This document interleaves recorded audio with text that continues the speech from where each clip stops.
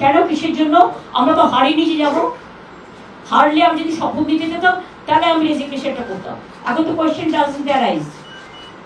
आमी इस्तीफा ना देबो। पश्चिम बंगाल के विधानसभा चुनाव में जबरदस्त हार के एक दिन बाद ममता बनर्जी ने प्रेस कॉन्फ्रेंस में चुनौती दी कि वो इस्तीफा नहीं देंगी।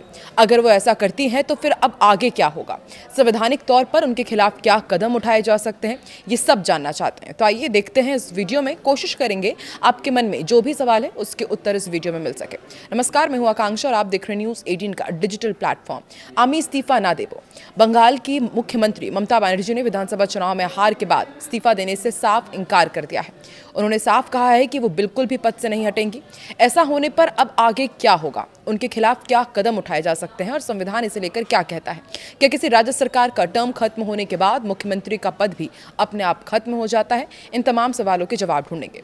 ममता बनर्जी या किसी भी मुख्यमंत्री के लिए चुनाव हारने के बाद भी इस्तीफा ना देना एक गंभीर संवैधानिक संकट पैदा कर सकता है। भारतीय संविधान के अनुसार ऐसी स्थिति में कुछ कदम उठाए जा सकते हैं। गौरतलब है कि पश्चिम बंगाल विधानसभा चुनाव का कार्यकाल 7 मई को समाप्त हो रहा है। संविधान कहता है कि टर्म समाप्ति पर मुख्यमंत्री का पद समाप्त नहीं होता। भारत के संविधान में मुख्यमंत्री के कार्यकाल और इस्तीफे को लेकर स्पष्ट नियम लिखे हुए हैं।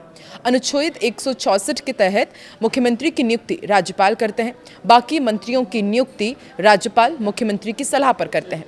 यह अनुच्छेद स्पष्ट करता है कि मुख्यमंत्री और उनके मंत्री राज्यपाल के चाहने तक ही अपने पद पर बने रहते हैं। बंगाल चुनाव रिजल्ट अभी क्या चल रहा है ये भी आपको बता दें। देखिए, मंत्रिपरिषद विधानसभा के प्रति जवाबदेह होती है। यदि कोई मुख्यमंत्री चुनाव हार जाता है या उनकी पार्टी बहुमत खो देती है तो उनके पास सत्ता में बने रहने का नैतिक या कानूनी अधिकार नहीं रह जाता है।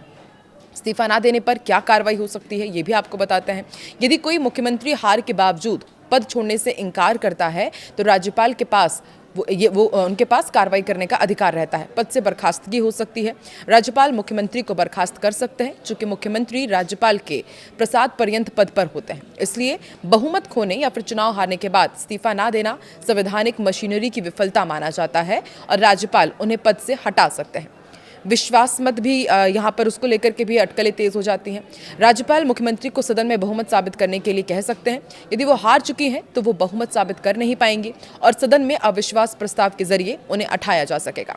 ये तो बिल्कुल साफ है कि अगर तृणमूल के पास बहुमत नहीं है तो सरकार जारी नहीं रह सकती। ममता बस नई विधानसभा के गठन तक केयरटेकर मुख्यमंत्री के रूप में बनी रह सकती हैं। जैसे ही नतीजों की आधिकारिक अधिसूचना होती है, राज्यपाल बहुमत दल को सरकार बनाने का न्योता दे सकते हैं। उस स्थिति में उन्हें पद छोड़ना ही होगा। अगर इस्तीफा नहीं देंगी तो भी नई सरकार बनेगी। ममता का इस्तीफा नहीं देने का कदम आमतौर पर प्रतीकात्मक ही माना जा रहा है, प्रतीकात्मक ही रहेगा, क्योंकि उनकी पार्टी चुनाव में हार चुकी है। विधानसभा का टर्म खत्म हो चुका है और राज्यपाल बीजेपी को सबसे बड़ी पार्टी और बहुमत हासिल करने के बाद सरकार बनाने के लिए आमंत्रित करेंगे।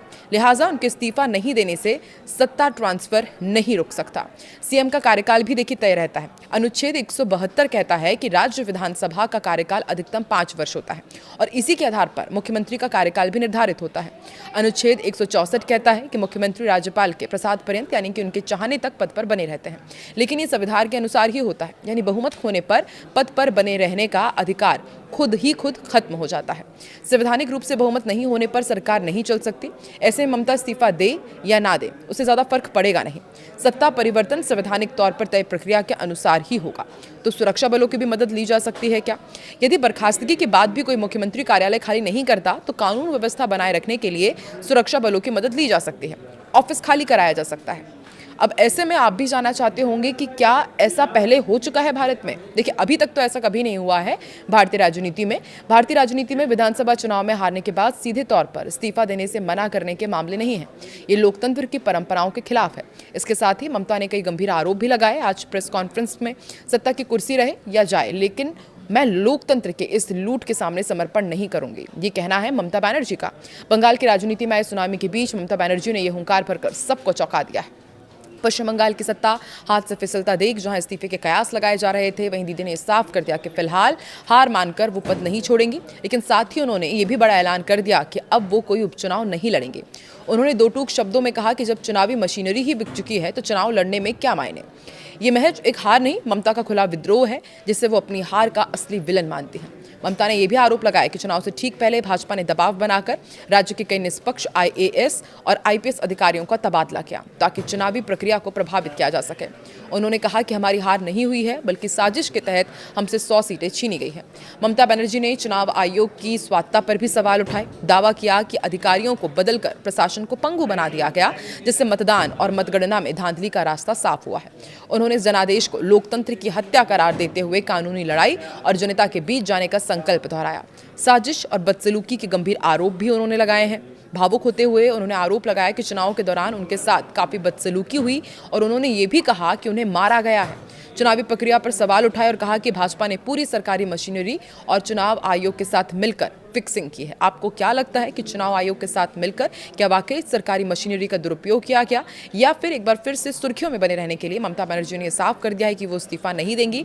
और अब आगे राज्यपाल क्या कदम उठाते हैं, कमेंट सेक्शन में अपनी राय जरूर दें।